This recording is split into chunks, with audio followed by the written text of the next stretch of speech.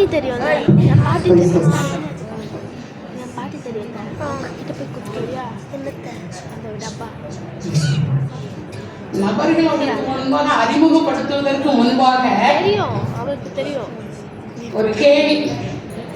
இது பெண்கள் எல்லாருக்கும் தெரியும், நேச்சுரலா பிராக்டிஸ் வந்தவங்களா தெரியும். ஒரு ஒன்லி மட்டும் ஆண்கள் பதில் சொல்லுங்க. சின்ன பிள்ளைங்களும் சரி, வாலிப பிள்ளைகளும் சரி, ஆண்களானாலும் சரி, கேள்வி நல்லா கவனிச்சு நீங்க பதில் சொல்லுங்க. மரித்தோரின் உயிர்த்தெழுதலை குறித்து பவுல் பேசின போது பவுலை பற்றி கொண்டு விசுவாசிகளான ஸ்திரீ நான் யார்? சரியான பதில சொல்லுங்க, யோசித்து சொல்லுங்க. மரித்தோரின் உயிர்த்தெழுதலை குறித்து பவுல் பேசின போது பவுலை பற்றி கொண்டு விசுவாசியான ஸ்திரீ நான் யார்? தவறு.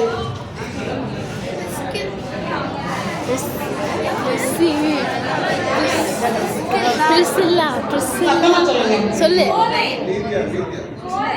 இல்ல, இங்க யாரும் சொல்லல. தாமரை. அவங்க அம்மா படிச்சுதான் கேட்டனால நன்றி. இப்போ அவங்க நம்ம மத்தியில வந்திருக்கிறாங்க. இப்போ அவங்க தங்களை முன்னாடி அறிமுகப்படுத்துவாங்க. வாங்க. அப்படியே பாஸ் பண்ணுங்க. ஷேக் ஆயிடுச்சுக்கா. அக்கா ஷேக் பண்ணுங்க.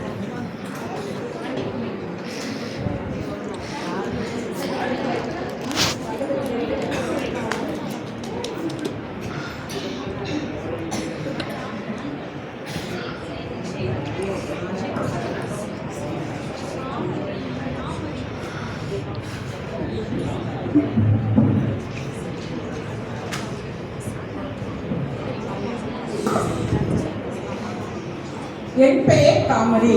நான் அத்தேனே பட்டணத்தை சேர்ந்தவள். பவுல் பேசியதை கேட்டு பவுலை பற்றி கொண்டு கர்த்தரை விசுவாசித்தேன்.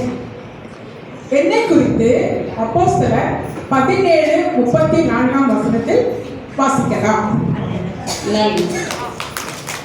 அடுத்தது இரண்டாவதாக ஒரு கேள்வி. ரெடியா இருங்க ஆண்கள். என் கணவர் வஸ்திரசாலை விசாரிப்புக்காரர். நான் ஒரு தீர்க்கதரிசி. நான் யார்? இல்ல. இல்ல. உள்தாள் சரியான விடை. இப்போ அவங்க நம்ம மத்தியில வந்திருக்கிறாங்க. இப்போ அவங்க தன்னை பற்றி இன்ட்ரோடியூஸ் பண்ணுவாங்க.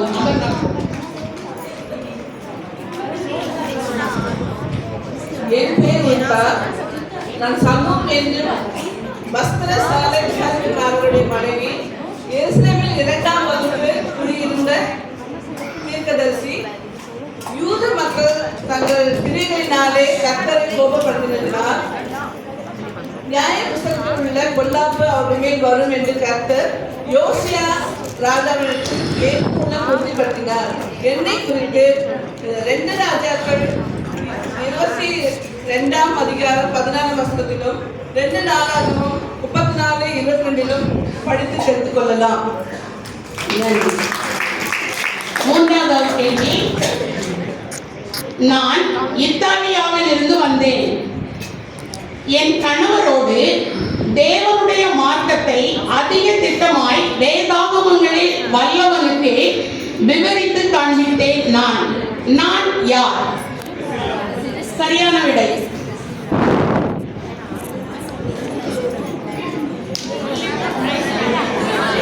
அடுத்ததாக என் பெயர் கிறிஸ்டில்லா. நான் பொது தேசத்தான் ஆகிய ஆக்கில்லாவின் மனைவி. நாங்கள் கூடாரம் பண்ணுகிற தொழிலாளர்கள்.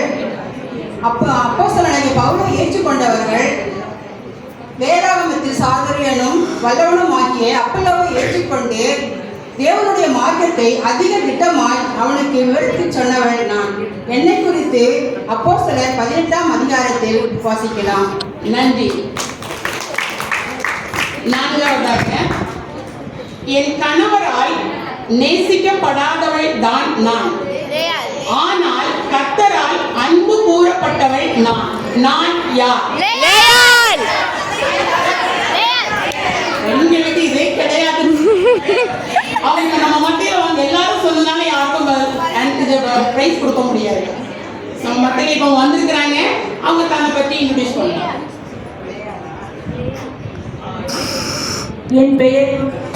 என் பெயர் லேயாள். நான் சீரியா தேசத்தான் ஆகிய லாபானின் மூத்த குமாரத்தி. நான் கூச்ச பார்வை உள்ளவள். நான் யாக்கோபின் மனைவி. நான் அற்பமாய் எண்ணப்பட்டதை கர்த்தர் கண்டார். என் நிந்தையை கர்த்தர் மாற்றினார். நான் கர்த்தரை துதிப்பேன் என்று சொல்லி என் மகனுக்கு யூதா என்று பெயரிட்டேன். எனக்கு 7 பிள்ளைகள். என்னை குறித்து ஆதியாகமம் 29:30 அதிகாரத்தில் வாசிக்கலாம். நன்றி. இறுதியாக நான் ஒரு யூத ஸ்திரீ, என் கணவர் கிரேக்கன். நான் யார்?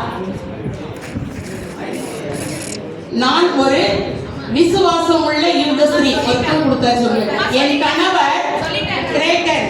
நான் யார்? சொல்லாதவங்க சொல்லுங்க. யாராவது யாரு? ஐனிகேயாள். நன்றி.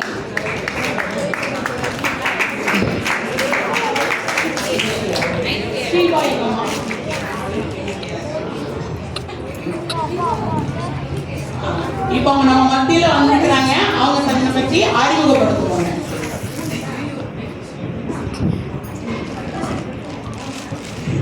என் பெயர் ஐனிக்கியா. நான் ஒரு யூதஸ்ரீ. நான் விசுவாசம் உள்ள ஒரு யூதஸ்ரீ. என் கணவர் கிரேக்கன். என் அம்மா லோபிசால். என் மகன் தீமேத்தியோ. அவர் ஒரு சீஷன். அவர் தேவ வரம் பெற்ற ஒரு மனுஷன். மாயமற்ற விசுவாசம் கொண்டவர். அந்த விசுவாசம் எனக்கும் என் தாய்க்கும் என் மகனுக்கும் நிலைத்திருக்கிறபடியால் அப்போஸ்தலனாகிய பவுல் நினைப்பூட்டுகிறார். இந்த என்னை பற்றி 2 தீமோத்தேயு 1 அதிகாரம் 5-6 வசனங்கள் வாசிக்கலாம். நன்றி.